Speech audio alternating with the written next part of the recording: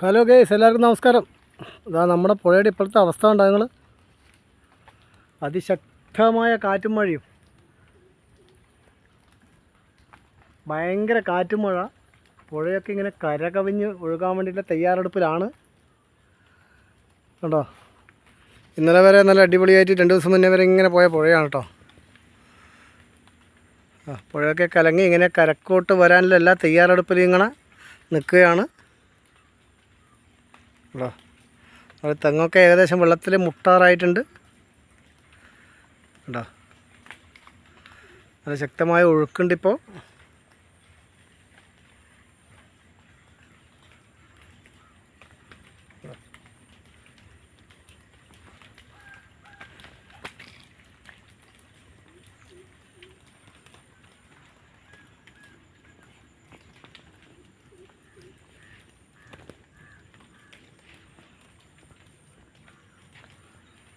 ഇപ്പം ആകാശം ലേശം തെളിഞ്ഞിട്ടുണ്ട്, മഴയൊക്കെ കുറച്ച് നിന്നിട്ടുണ്ട്. ഇപ്പോൾ അതിശക്തമായൊരു കാറ്റും മഴ ഉണ്ടായിരുന്നു, അത് കഴിഞ്ഞ പാടുള്ള അവസ്ഥയായത് കേട്ടോ.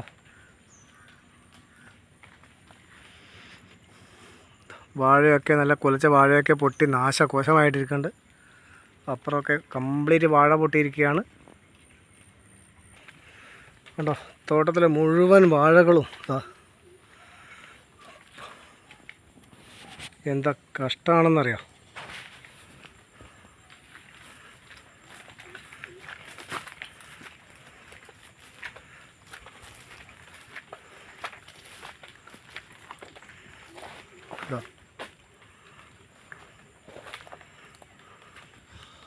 തെങ്ങയിലൊക്കെ നല്ല വഴുക്കുണ്ട്. ചേട്ടന്മാർ കള്ളിയേറ്റാൻ കാരണം തെങ്ങ കേട്ടോ, നല്ല വഴുക്കുണ്ട്. ചകിരിയുള്ളതുകൊണ്ട് കയറാൻ പറ്റും. ഇത് വാഴയൊക്കെ കംപ്ലീറ്റ് ഒടിഞ്ഞ് കുത്തിയിരിക്കുക കണ്ടോ.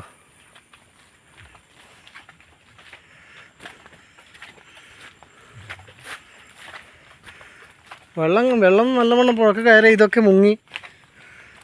അപ്പുറത്ത് കാണുന്ന ആ ദ്വീപും ഈ സ്ഥലമൊക്കെ ഒന്നായി മാറും.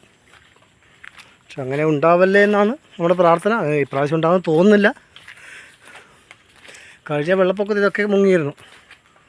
വാഴയൊക്കെ കമ്പടുത്താ മുഴുവൻ അങ്ങേ തലയോളം പോയിട്ടിരിക്കുക. അങ്ങോട്ട് പോകുന്നില്ല ഞാനിപ്പോൾ.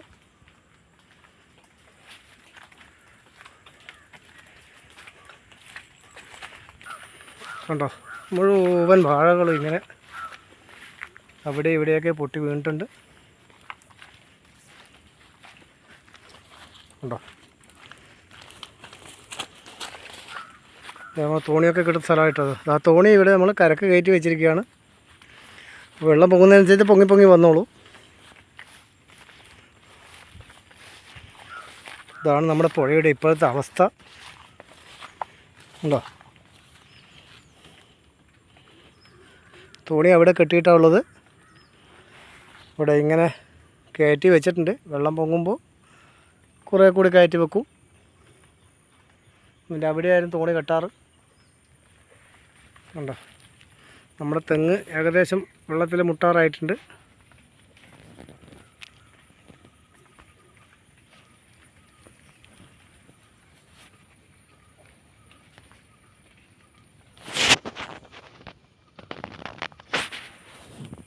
നല്ല ഒഴുക്കുണ്ട് കേട്ടോ.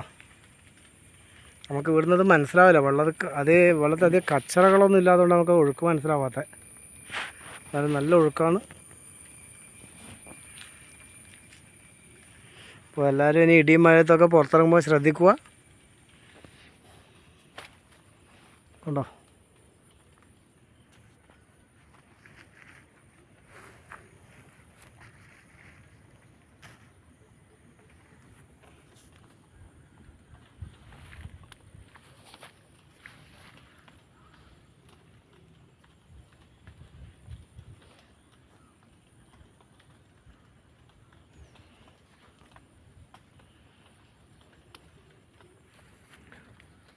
അപ്പോൾ സുഹൃത്തുക്കളെ, ഇതായിപ്പോൾ നമ്മുടെ നാട്ടിൻ്റെ അവസ്ഥ കേട്ടോ.